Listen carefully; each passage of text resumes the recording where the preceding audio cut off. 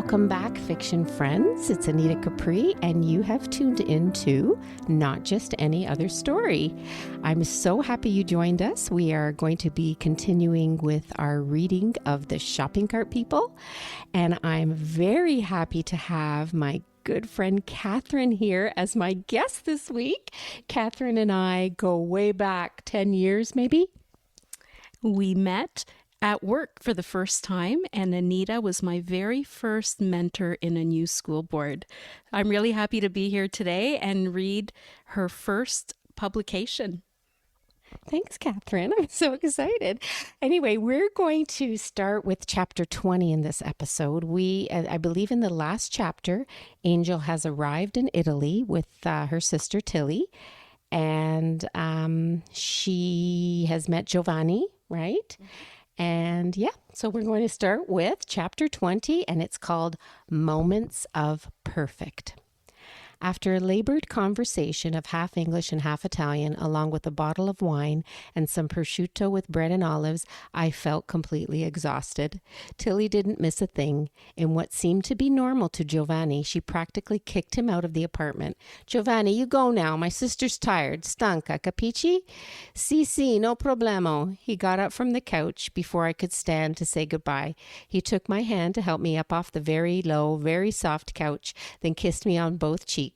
I see. Clearly he was stumbling to say something in English to me, as I had not really explained to him that I understood Italian fairly well.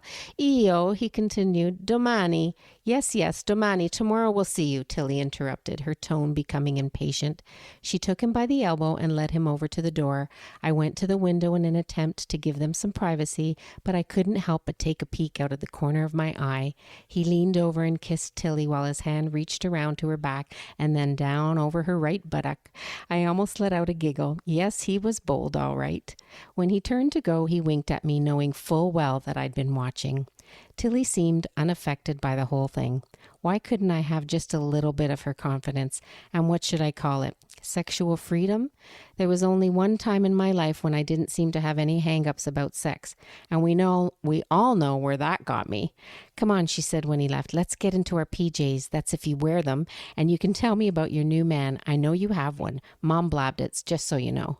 I was almost afraid to tell Tilly about Les, yet I was bursting to tell her at the same time. While I relayed the details of our first encounter at Bev's party, then our first date and subsequent dinner with the family, she was mesmerized. When I'd finished, she nodded her head. "You two better sleep together soon. God, I can just feel the sexual tension just listening to you." "You cannot," I protested, laughing. Tilly smiled, that knowing smile. Just as she was about to get up off the bed, I suddenly felt the urge to tell her, to finally get the secret off my chest for once and for all. So before I lost the nerve, I blurted out, "He's Harry's father, Tilly." As soon as I said it, she slumped back down onto the bed and looked at me, her eyes wide with surprise, her mouth slightly open. I must say that for once, I was the one to shock the hell out of Tilly. She was at a complete loss for words. "When I saw him at Bev's housewarming party," I explained, my heart now spilling over with excitement. "He noticed me, Till. He noticed me, and he likes me, for me. Not because of Harry, he actually likes me."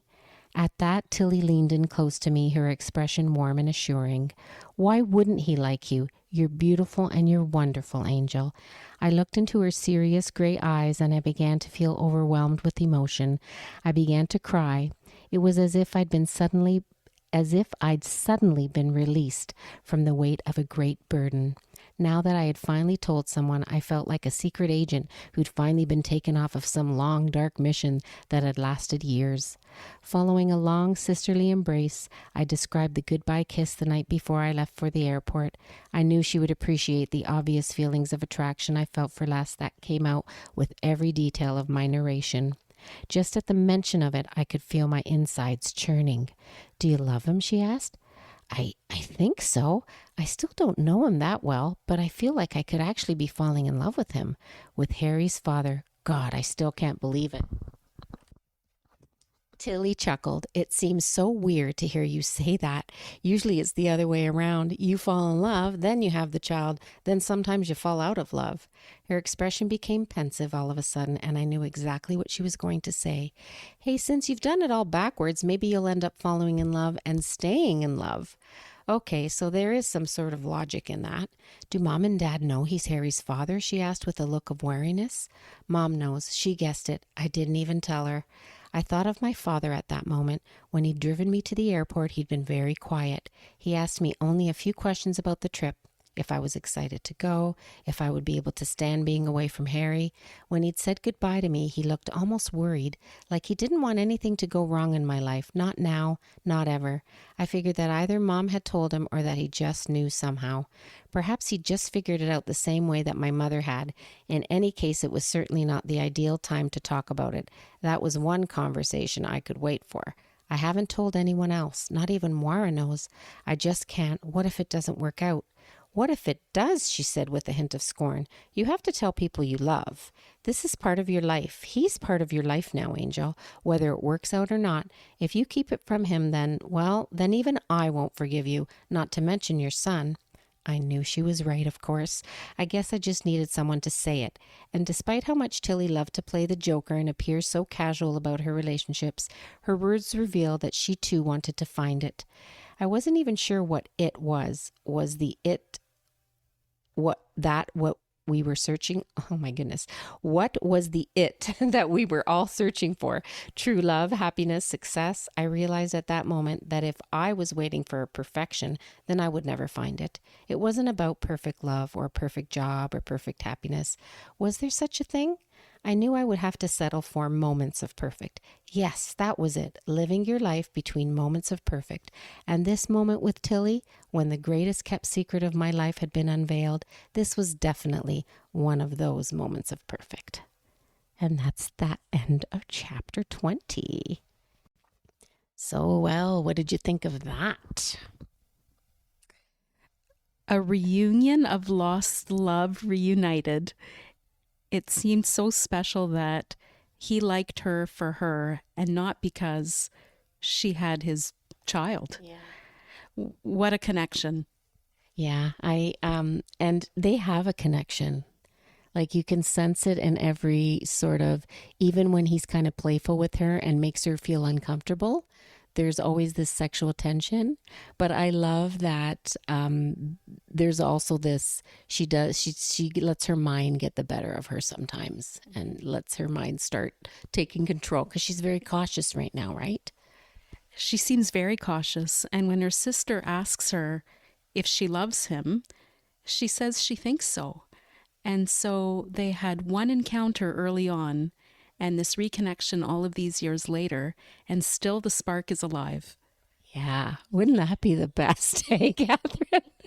That would be the ideal love, wouldn't it? It very much would be so nice to have a lost love reconnected and the spark just as strong. I wonder if we're speaking about personal experiences. Oh, goodness. Okay, so let's continue. And Catherine, you're going to read Tilly's Italy, chapter 21. Thank you, Anita. The next morning, I felt as if I were waking up to an opening scene in a movie. I lay there under the crumpled sheets that were in perfect disarray across my body. The sun streamed in through a large window and cast a warm yellow glow across my face until the glare of it forced me to shield my eyes with my arm. Finally, fully awake, I sat up and I tried to orient myself to my new surroundings, recalling that I was in a foreign place. I turned the corner of the ceiling. It was a little black. There was a little black spider hanging from the corner of the ceiling. What seemed like an invisible cobweb. It looked like it was dancing, bobbing along the silky thread and crawled up and up. Normally, I would have had a broom already in hand and whacked it into oblivion. I didn't like spiders, but this Italian spider was too graceful and too determined for me to even think about doing it any harm. Besides, it would have ruined this beautiful scene. I closed my eyes again and I listened to the vibrant bustle of the street below. It made me feel as if I was part of something bigger. The window was slightly ajar, and the smell of freshly baked bread was something sweet and tickled my nostrils. I felt hungry all of a sudden. I could hear the banter of a woman and a man outside.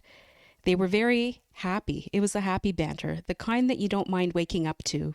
Every so often, it was drowned out by the odd car or motorized bike going by. I had no idea what time it was, but the cool, fresh breeze that billowed in told me it was early enough to stay in bed at least a little while longer. Then another sound entered the scene. It was Tilly moving across the kitchen, the sound of cups and saucers, dishes, cutlery being placed on a table. I guess she was making coffee, real coffee, espresso, the way coffee should be. The smell of it overtook the apartment and mingled with the aroma of baking and flowers. It was glorious. I felt a little guilty that Tilly had slept on the couch, but she had insisted that at least for my first night's stay, I have the bed all to myself. You'll need a good night's sleep with no chance of me disturbing you. You have a busy day ahead of you tomorrow, she'd warned me. I knew it was no use arguing with her. Now, after a good night's sleep, I was ready for what Tilly had in store for us, though a small part of me felt a little nervous about this as well. Tilly was spontaneous and seemed to fear nothing. I, on the other hand, had a plan to everything. And though I loved surprises, I always approached them with caution. I opened the bedroom door. Tilly, who had been cutting some bread into thick slices, looked up and smiled at me, her dark hair falling in front of her eyes. Tilly had Mom's beautiful thick wavy hair, which she wore at shoulder-length bob. Her light gray eyes were big and friendly, her lips shapely and seductive. My eyes were almost the same color as hers, but a little more on the blue side, and smaller, as were my lips. There was no doubt that my coloring and features had come from Dad's side of the family. My lighter complexion and taller frame made us unlikely sisters, but the facial expressions and our unmistakable laughter were dead giveaways. Ready for some toasted raisin bread and jam? Tilly asked as she placed the thick slices of panettone and a little toaster oven. Yes, it smells wonderful. Is coffee ready? My mouth was watering again. Here, she poured some espresso into a huge cup, and she had already filled with a lot of milk and placed in front of me. Cafe latte for the lady? I drank it so fast that she laughed and started making another. So what do you think of Giovanni? She asked as she sat down. Be honest now. Giovanni? She pondered as I took a sip of coffee and looked at the soup bowl. He's amazing. He seems smitten with you. I know, he's a great cook, too. But I get the feeling that you're not as smitten with him. She thought for a moment. You may be right. He's gorgeous and pretty hot in the bedroom. She smiled to herself. He really is a sweetheart, but it seemed as if she was searching for the right words. But he's just not forever. Well put, Tilly. I'm not looking for Mr. Right, though, she explained, her tone changing from playful to serious. Not right now. I'm just too mobile at this point in my life. Too mobile, I asked? Yeah, I don't know for how long I'll be living here. I'd like to stay, but I just don't know. Once this project is over, then it might be back home for me. I sensed a little regret in her voice. Do you want to go back? I asked. Not yet. I'm not ready. I miss everyone back home, but I really love my life here too. She sounded almost apologetic. I'm thrilled for you, Tilly. I'm glad you love it. I love it here too, and I've only been here less than 24 hours. I leaned back in my chair and stretched. A huge yawn escaped from me. I could cover my mouth. You never know, but I'll stay and never go back. I mused lazily. Mind you, I'll have to send for Harry. Oh, and don't forget about Mr. What's his name again? Les? She had me. Yes, it's hard to forget about him. I pictured Les's face in my mind and remembered that last kiss in front of the clinic. I got a chill and shuddered. Oh, did you think of something naughty? Tilly teased. It's just, I don't know how to explain it. What he had given me. that wonderful quivery feeling that ran through my whole body whenever I thought about him. He's a great kisser. Tilly giggled. Well, that's a start. The phone rang suddenly, startling both of us. Tilly jumped up and answered. Pronto, she said. CC. After a few moments of nodding and responding in a tone far more composed than what I had been used to hearing from her, she sat back down and looked at her watch. We better get a move on. We have to be somewhere in a couple of hours. Where's that? I asked, wondering what the first adventure of the day would entail. You'll see. Just don't get too dressed up. You might get a little dirty, she advised, looking over her shoulder with a devious smile as she got up to clear the dishes from the table. Considering her warning, I didn't even bother to ask if it involved real dirt, men, or both. And that is the end of chapter 21. You know, I wanted to, it's so funny because bread plays, it keeps coming up in this story. The mother brings fresh bread to Tilly's house early on in the story, and she just savors the aroma of it. And then, of course, there's the fresh bread. So, and I had said when we did chapter 1 that bread was very important in my family, as is food. But definitely you get that idea of, the smells and the sounds and the tastes of Italy, right? Absolutely. And the smell of coffee, espresso, cafe latte, all of these scents just bring me back to Italy. And the bustling nature of motorcycles on the street, and at the same time, the little old ladies talking with each other and that banter that goes back and forth, all really feels like a community and feels like a real quaint sort of neighborhood where people get together and enjoy each other's company. Yeah, when I met with somebody else and we talked about Italy as well, because the last chapter was I read with somebody who also went to Italy. I just honestly I feel like I need to go back just talking about it. Everything about it, just everything about those little European towns. They're so beautiful. The old architecture, the artwork, the cobblestone roads, the independently owned cafes and restaurants just feel so warm and welcoming. And whether you speak Italian or not, somehow it just feels comfortable. Yeah. It's so different. Like life, when you think about it, like in Canada, I think proximity is a big factor. Like it's so big here, right? So you have to drive everywhere. Whereas there, they have these sub-centers, right? Like these little villages, and you can just, people walk, right? So, I mean, I know they have big box stores and things like that, but they're kind of out of these cities. And I just feel like when you think about size, like I was telling somebody this the other day, the size of France, Ontario is bigger. Just one province in Canada, Ontario, is bigger than France, the country of France, So if you can think about how vast, it is. It's incredible. And in Italy, they have these beautiful squares where people come together. Piazzas, there we go. And so there's these sweet restaurants, and then often there'll be these pop-up musical ensembles that come together and sing and play instruments, and often they're standing room only, and this feeling of togetherness. So the smallness of it, even if it's only temporary, makes it feel like you're together sharing in a moment. Absolutely. It makes me want to go back to Italy. Are you going back? Are you going back this summer? I'm not going back this summer. Oh, I thought you were going to Amsterdam and Oh, not Italy, Amsterdam and Belgium. Okay. But you have been to Italy, so you know what you're talking about. Okay, so we're going to move on to, I really like this chapter for numerous reasons. I'll talk about it after, but do you want to read this one?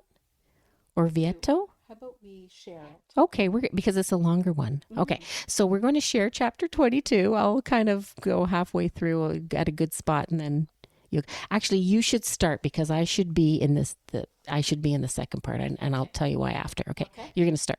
Okay, chapter 22, Orvieto. Okay, Orvieto. Orvieto was a stunning town. The previous evening, I had neglected to take the picturesque view of its momentous, which from a distance peeked proudly through the tall trees. The city stood high atop a rocky plateau and seemed superimposed against a backdrop of hills that folded gently around it. Defensive walls were built around the city, perhaps still defending it against the evils of the outside world. Though Giovanni had driven his car up the town from the valley below, not all cars were allowed to drive through this much preserved treasure. Apparently, visitors were banned from taking their cars into the old town and had to take either a bus or a lift from the parking lot below the city. Tilly pointed out the Duomo, a medieval cathedral built around 1290 and Gothic in its architecture. Then she explained that there existed some controversy about the master builder. Some historians and residents credited the design to Arnolfo di Cambio, a famous architect from what seemed that in that time period known to have sculpted many an important statue in its day. But a more popular belief was that an obscure monk named Fra Bengiate from Perugia was responsible for its construction. I preferred the latter. It seemed more romantic to think of someone a little out of the ordinary as the visionary of such a magnificent structure. Though I was anxious to see the rest of the town with its underground tunnels, caves, and ancient edifices, Tilly had to meet with another site engineer at an archaeological site just northwest of west of Orvieto. This was just one of the many that Tilly had visited as part of her assignment in Italy, which was exciting on so many levels. The engineering firm that she had worked with was very forward-thinking and innovative in its field of city planning and the preservation of historic sites. Though a French company, it had expanded to some of the major North American cities about 5 years before. Tilly was offered a job with the company almost immediately when they opened their small Toronto office. It didn't take long for her to show them how smart she was. Her knack for dealing with people and getting what she wanted got her the recognition she needed for an opportunity like this one. It seemed that preserving or rebuilding historic districts was a service much in demand, not only in Europe, but all over North America. Governments and town councils were becoming more concerned with not only maintaining the historic integrity of their cities and towns, but in enriching these pockets both structurally and aesthetically. Tilly was responsible for studying how the Italians meshed the old world with the new amidst a society that was changing and growing. As we stood in the shadow of the enormous rock above us, she talked about some of the archaeological digs that she'd worked at, most of which were projects that had been completed years earlier. She had researched how the land was used following such historical discoveries, whether it was preserved and designated sacred territory, or if the land was used in a different capacity. According to her, most of the cities that exposed significant clues about the social and political history of the region were never used later for commercial or residential expansion. Things just seemed to stay as they were. While we took the local bus down to the parking area, Tilly announced that her friend, Stefan, would be coming to pick us up.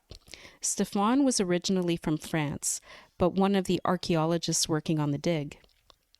"Is he cute?" I asked, curious about this other man in her life whom she had not yet made the slightest mention. Tilly didn't answer at first, but there was something about the way she smiled that told me that he was someone who was of some interest to her. "He is, but just not the kind of cute you might like." I was shocked. I didn't even think that Tilly knew my type, what my type actually was. Then I realized that I wasn't even sure myself. Les did, of course, pop into my head in that moment. I pictured his bright green eyes that seemed to be always smiling, his short dark hair, his lean body, and his lips, which weren't too big or small. just perfect. Stefan showed up just as Tilly began to say, "He's always late, that man." Despite being only 10 minutes behind schedule, Stefan was very apologetic. He ignored her comment about hiring a taxi for the day. I couldn't figure out if she was joking or not, just because Stefan didn't smile or laugh the way I had interpreted as Tilly's sarcasm. He was definitely the serious type. The first thing I noticed when he stepped out of the car was how tall he was. I was surprised that he was driving such a small car. When I had sandy colored hair that was almost as long as Tilly's, he greeted me in the usual European fashion with a kiss on each cheek, and then when he did so, I couldn't help but notice his eyes. They were quiet eyes. I almost wondered whether he was hiding them expressly behind the dark rectangular framed glasses he wore, or whether he needed the glasses at all. The dig was situated about 15 kilometers northwest of Orvieto. The short drive allowed me the opportunity to gaze at the countryside with its rolling hills of volcanic tuff, which were covered in trees, and the odd vineyard. It looked like a picture on a postcard. The site was just outside of the town of Castel Viscardo. It seemed at a distance to have its own unique medieval charm. A group of students from the United States, France, and Italy were there looking very busy, despite the fact that no one seemed to be doing any digging, which I thought was the whole point of the dig. Stefan was kind enough to explain in perfect English that the dig was actually completed, at least for the time being. It was just a matter of cleaning up and leaving markers in designated spots around the villa complex for future reference and perhaps for further investigations. I was glad for Stefan's company when Tilly had to go off and talk to her fellow engineer, who donned a cream-colored suit, somewhat ill-fated attire for a dig site. Stefan suggested that I take a walk around if I was interested. He promised to find me after he checked in with some of the students from the International Archaeological Team. I wandered around the cordoned off areas, but there wasn't actually a lot to see, mostly piles of dirt. I recalled Tilly's comment about not dressing up because I might get dirty. As usual, she had meant exactly what she said. I found a quiet spot just over the hill that overlooked a deep valley. I could make out a few scattered houses or villas, they so liked to call them. The town of Castel Viscardo was also visible. I hoped we would have time to explore it. An hour had passed, maybe more, when Stefan joined me, apologizing once again for his tardiness. He seemed much less shy in his element. He used the time we had waiting for Tilly as an opportunity to tell me a little bit about the site. Apparently, this particular area in the archaeological hub of the region was inhabited for a very long period of time by the Etruscans and into the Roman imperial era, which was, I would also learn, meant from 200 BC. Around 44 BC, the year when Julius Caesar was appointed dictator of Rome. As well, a few kilometers away, he informed me the Paglia River flows into the Tiber, also very useful for the Etruscans and the Romans. Sorry, I made you read this part, Katherine. My apologies for the mispronunciation. So Stefan must have noticed the yawn that I had tried to muffle as he finished his mini history lesson. He smiled. The man does smile, finally. "I'm sorry to be talking about this. It isn't very exciting for you, is it?" he said in his thick French accent. "No," I protested. "I think I'm just a little tired still from my flight yesterday. I think this is all very interesting. I've learned a lot today, and I meant every word." Stefan seemed to be relieved, though he tried to continue to be politely attentive to me while Tilly was otherwise occupied. I noticed that his eyes kept wandering over to where he was engaged in a lively conversation with a casually dressed man who appears to be in his 60s. He looked like an archaeologist or a professor. So he's looking. What do you think? First of all, he's looking at her from across the way, right? Well, she's talking to a professor. What do you think so far, Stefan? Stefan seems like a very polite person who seems to be temporarily fulfilling a duty, it seems. He wants to keep her occupied and interested. Am I off base? No, totally. Like, so he is very polite, absolutely. But do you sense anything else? His attention is divided. All right. Well, you'll see as the story goes on, and she's in Italy. He's okay. I'm not going to say anything because I don't want to give anything away. Okay. Okay. Do you want me? I guess I'll start continuing. Okay. So here we go. So he's looking at Tilly, who's occupied. Okay. I liked Stefan and I sensed that he was very fond of Tilly. There you go. I wanted you to ask you if you sensed that before I read that. That's why I stopped you there. This became even more obvious while we were driving back later on that afternoon. No matter what Tilly said or did, he seemed seriously engrossed in her chatter. He had a sense of calm about him. Just turning the page here. It was nice to be in the company of someone who just enjoyed listening. Upon our arrival back in Orvieto, Stefan parked the car at the entrance to the lifts. He got out of the car to say goodbye like a true Frenchman. Bending down to give me les bises, the double-cheeked kiss of the French, he said, "It was nice to meet you, Angel." I was beginning to really take to his French accent, which was truly charming. "Yes, it was great to meet you too, Stefan. Thank you for driving us today." Tilly jerked her head in my direction as if she were slightly embarrassed that she hadn't once thanked him for picking us up and dropping us off. Though perhaps a little annoyed with me for thinking of it before she had, she quickly diverted her attention to Stefan, who had moved in to exchange his goodbyes with her. Then I saw something in Tilly's expression that surprised me. She looked directly into his eyes as he moved from cheek to cheek while saying "ciao" in a semi-whisper. I was completely enamored with this timid display from the same person who had practically ignored him most of the day. Then suddenly she gave a start. "I almost forgot. We have a dinner date with Giovanni in an hour."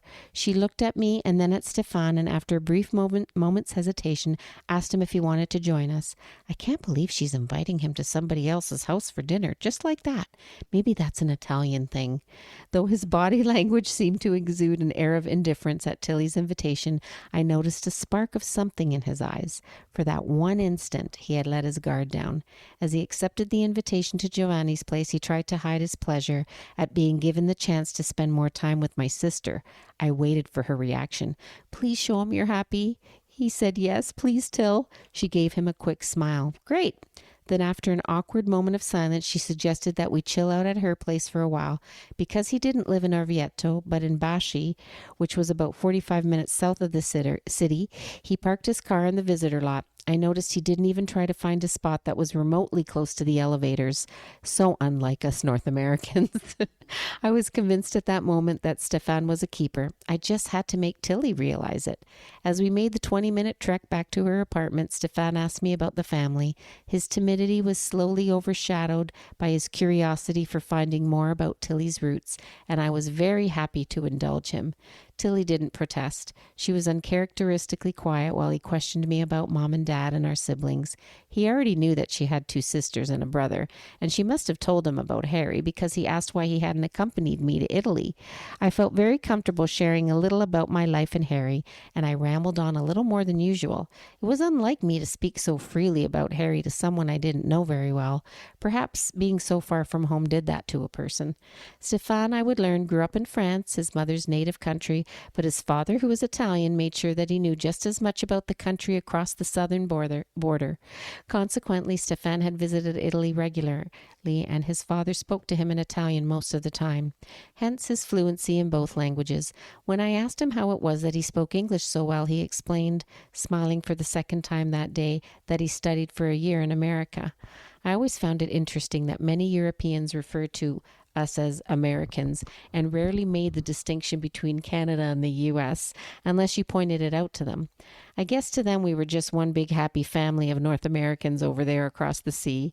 But Stefan seemed to understand at least some of our differences, which was clearly evident when he reminded me that there weren't any Tim Hortons or people that said A in the States. I wondered how much of this knowledge had been attained through his own observations or Tilly's. When we reached Tilly's big green door, Stefan said, "I'll be back in a little while, okay?" "Where are you going?" Tilly asked, a hint of concern in her voice. Then he spoke in French to Tilly for the first time. "Il faut du vin pour mon ami Giovanni, no?" "Si, si," Tilly agreed as Stefan turned around and headed down the street in search of some good Italian or French wine for dinner. I was glad to have some time alone with her to talk about her unique situation. "Does Stefan know Giovanni?" I asked as we trudged up the wide staircase to her apartment. "Oh, sure, they know each other quite well. We've been out on many occasions all together." "The three of you?" Tilly laughed. "Sometimes it is just the three of us. Sometimes it's a whole crowd of us. What's the deal with Stefan and you anyway?" "What do you mean?" She looked like a child that had just been caught hiding candy. "What do you mean? What do you mean?" "We're just friends," she replied, trying to hide a smile. "Yeah?" I asked in a tone that made it completely obvious that I didn't buy her story. "Yeah," she answered. "We met each other at a dig site and we hang out a little. We aren't lovers.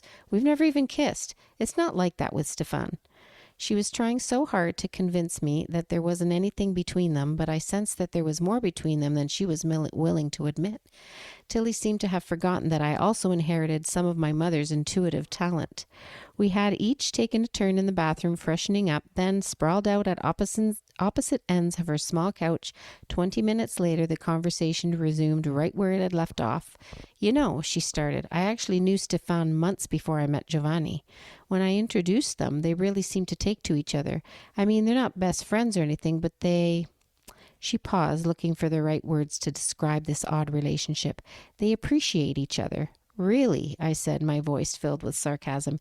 "Yes, really," she replied defensively. But before I could drill her some more, the door buzzer had gone off. "Oh, here's Stefan," she said, jumping up to let him in. "Saved by the bell for now, Tilly." So there's an interesting relationship there going on, a little not a threesome or anything. But you know what I mean. Well, that might be fun, When especially if there are two men involved. Oh, don't get started. Oh man. Well, obviously they're all friends, but there's something brewing, I feel like. It seems like it. I'm interested in reading the chapters that follow. You'll like the chapters that follow. It's the sisters kind of, you'll learn things about the sisters and their relationship in the next, I think it's the next one, the next chapter, I'm not sure. But I like her time in Italy. It's so fun. And it kind of takes her away a little bit from her own dilemma, right? So she can kind of she can kind of get taken away a little bit with the other things that she's seeing and, experiencing, and kind of live her sister's, interesting life for a little bit and forget, right?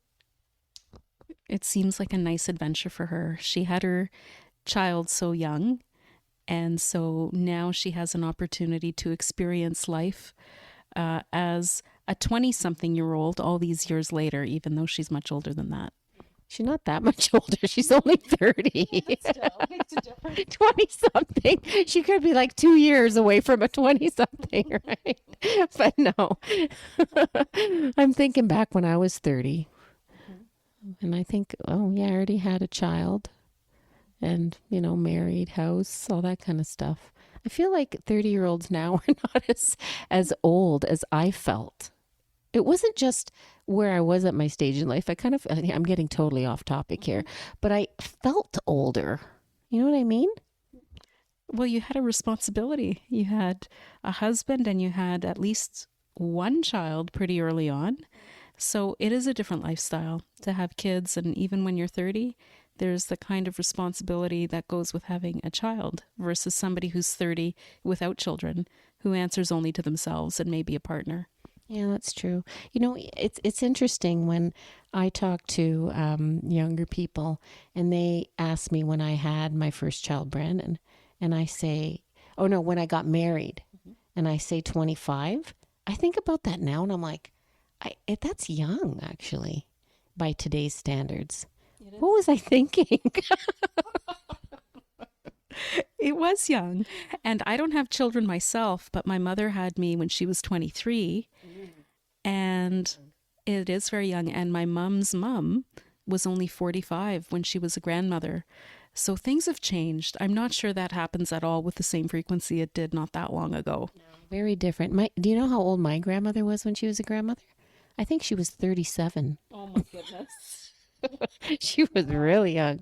Yeah, it's very different. I feel like as time goes on, it's going to get later and later. But I feel also like we're we don't, when I think about my parents and my grandparents, what they looked at like at my age, I'm not going to say what my age is, but I feel like we look younger Mhm. than our parents' generation. Is it because we have an easier life? I don't feel like my life's that easy, but it's easier than many people. Or is it because our health care is better? Is it because we are more, we know how to live better and take care of ourselves? It's very interesting. Like I'm just even looking at you right now, and you look like 12. Like you don't have one wrinkle. Like you look very young, right? And people have told me that too about myself, that I look real. But I think it also is, genetics, right? Maybe we have good genes. But it's funny that we're talking about this and aging because I think sometimes we look at our parents' generation or we look at our grandparents' generation and think very much what you just said, that people looked older when they were younger. But then part of me wonders if is that happening because we're getting closer to that age and we don't feel as old as we are? So I wonder if maybe they didn't look so old, but our perception of them then was that they're old and we were younger. So we look at it from a different perspective. Sometimes I feel like I'm not much older than in my early to mid 20s, but then I look at pictures of myself when I was that age, or I look at current kids or young adults that are currently in their early to mid 20s, and I recognize that, yes, there is a difference there. Yeah, and they say that even as you age, it's how you feel inside. And I don't know what I was watching, but it was some older woman. She's probably in her 80s, and she said she still felt 16 inside. So sometimes I don't think we still have sometimes those same emotions. Like when I think about how much I love Justin Bieber, I think, and that happened in my later, I think I'm regressing actually. I'm becoming more like a teenager as I get older. How do I get on this? See, as soon as I start with you every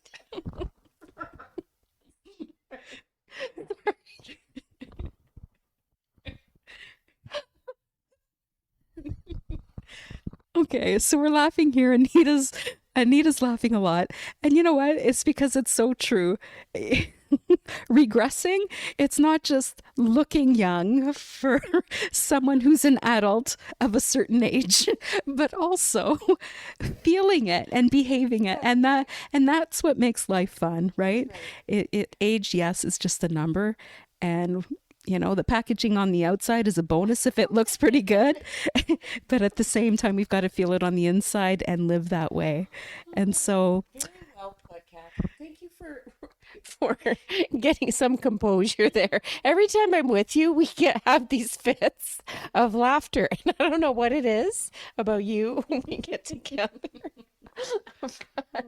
We really got off track there, didn't we? We're talking about like love and threesomes.